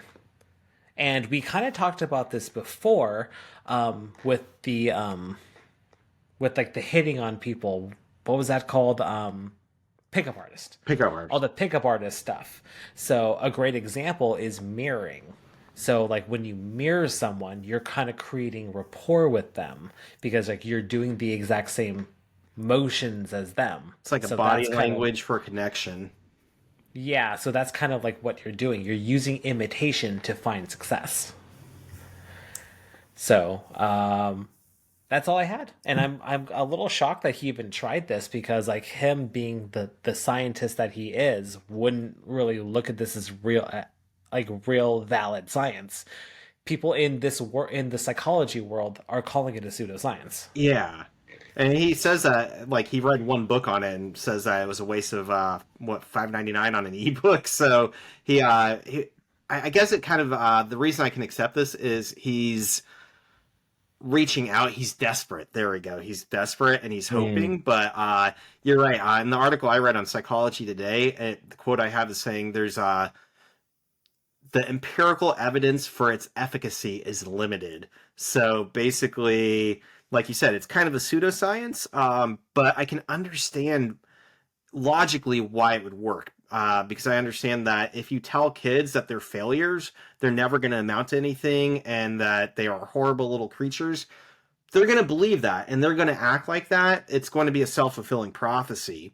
So it would make sense that if they learn to speak positively to themselves and understand, like, you know what, I feel like a failure. Why do I feel like a failure? Well, I was told I was a failure and I failed before.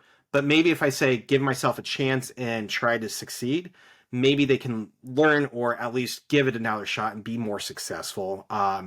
And so, like, yeah, people use this for basically anxiety, depression, self esteem issues. Just like we were, again, with the pickup artists. The notion is that there's a lot of bullshit in there. But when you think about it, it's getting to the premise of giving people confidence and higher esteems. The notion of picking up a person by peacocking, or a big one was like doing magic tricks, right? And it's not necessarily that you're tricking somebody into liking you, it's that you're doing something fun and you're having fun doing it, and people are going to gravitate, not always, but oftentimes, at least you're getting out there and you're having fun. It's going to be a better experience, and chances are people are going to connect with that a little bit more. So yeah, if you're having severe depression, severe PTSD, and mental breakdowns, it's not going to fix everything, but logically, it makes sense that treating yourself a little bit more nicely and rephrasing things to think more positively, especially if you are, what's the word? Open to it. I mean, if you're closed minded to it, it's not going to work at all. But if you're open to it and you really try, it might give you that little bit of an edge to think more positively and have a better time. Reminds me of that Yeah, and South that's kind Park. of yeah, We're gonna and have a that's kind of bad how I time. felt. When I was doing some research, I actually watched a couple of Tony Robbins videos and everything like that, and yeah, it was definitely like it was motivating, but I could definitely see like, I don't know if this is really gonna work. Like Mm-hmm. it's very good that you're like being positive and everything like that, and you're reframing how you think about yourself and the world and everything like that. But yeah, I don't know. Yeah. If you go into that being like it's the perfect solution for everything, I think it's going to be a letdown. But and some of it sounded like vision boards, right? Where people are like, if you put everything you want on a board, you will get it all, right? Right? But that's not the case. It's motivation so that you see what you want every day and it pushes you to succeed. And that can be beneficial. I'm thinking of like It Stephen creates King. drive. Yeah. Stephen King is known for putting all of his rejections on a hook, and every day going in and seeing this hook just get piled up with more and more rejections, and every time it got bigger it pushed him to try again. And that's negative thinking, or like it's turning the negativity into positivity, and I guess it worked for him. So yeah, as opposed to just giving up. So anything else on NPL, NLP? Nope. NLP? Nope. NLP. That's it. Okay, so Sheldon says, well, that was a waste of an ebook. And he says he has a gift for Howard, and it's a couch cushion. And, this seems a little out of character for Sheldon. I loved it, though, because it's symbolic, and I don't think Sheldon usually does symbolic stuff. Like, it doesn't, like, symbolism doesn't really go with him. Usually, I guess. Maybe I'm wrong. Uh, and he says that I'm giving you, it represents my spot on the couch. You can have my spot. And that's huge. Again, we have the dream beforehand where the alien, was it the Gorn, uh Gorn. was sitting in his spot. He's like, no, that's my spot. And so he's dreaming about, his anxieties are in his dreams about how much he doesn't want to lose a spot, and he's giving it to Howard. And Raj starts to cry and says, "You have to forgive him now." Howard does forgive him, and they do high five immediately after Sheldon sanitizes his hands. And Raj says he hasn't cried like this since Toy Story 3. We are back at the apartment, and Howard agrees with everything Sheldon says about the spy. It's perfect in every way. And Sheldon changes his mind and takes it back. It lasted apparently 94 seconds, and Penny basically wins a bet with Leonard, and he starts paying up. We don't know how much, but apparently they had a bet that it wasn't going to last.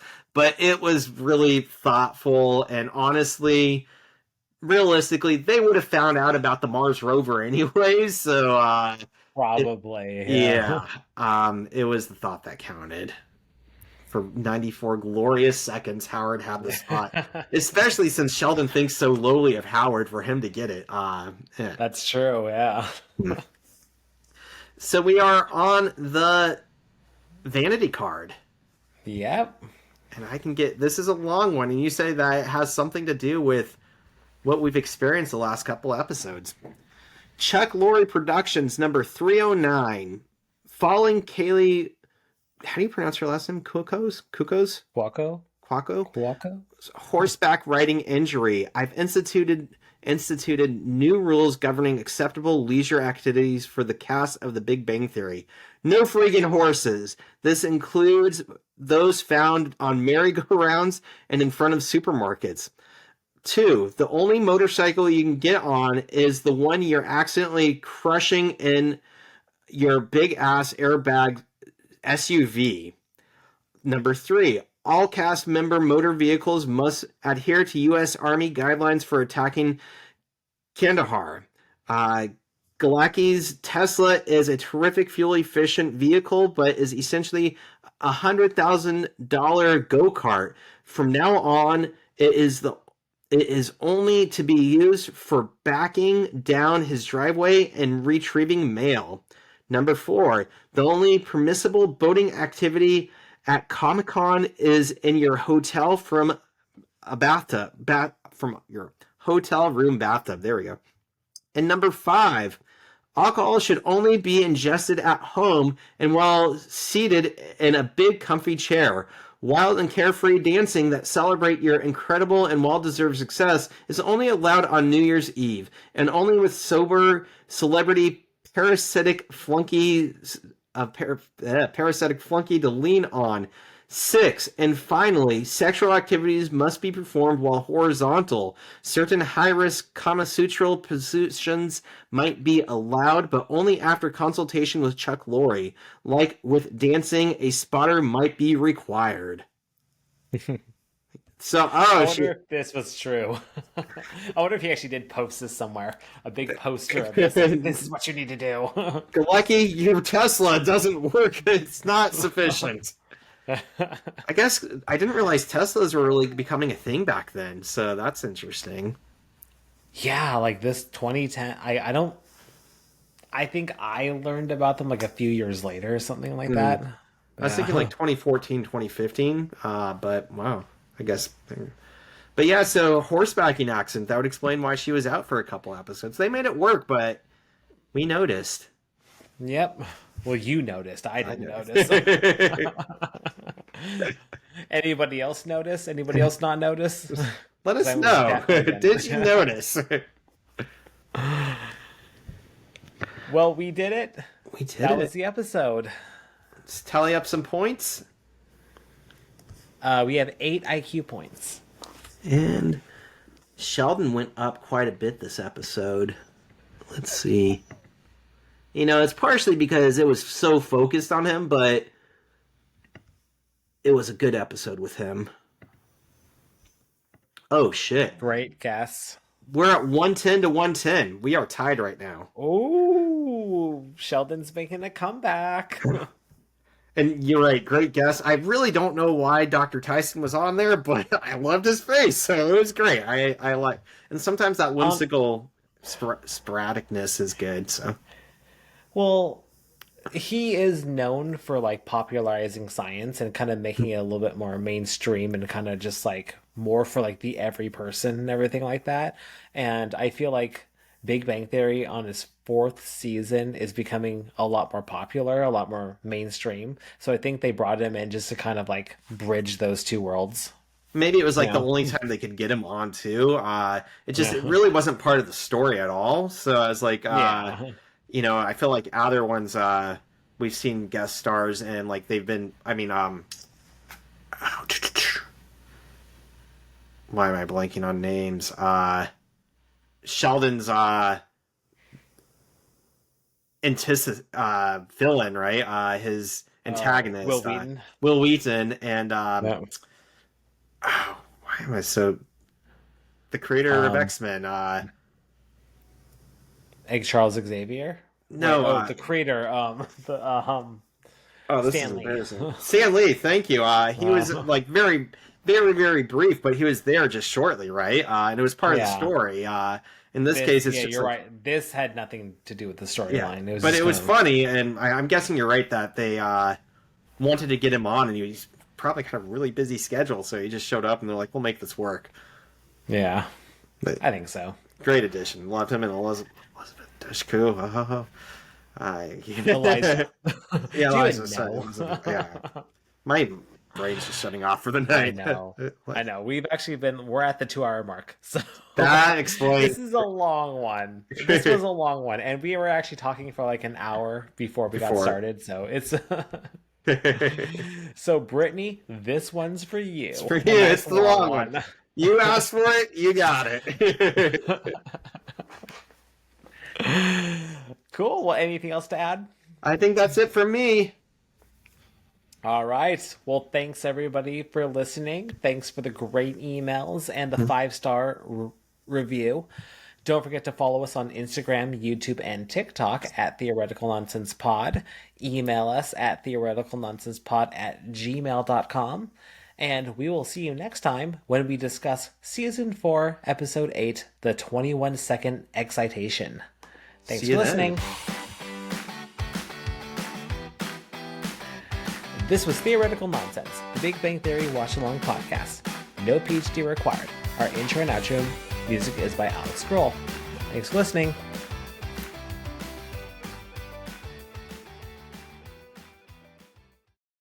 Jägerbahn.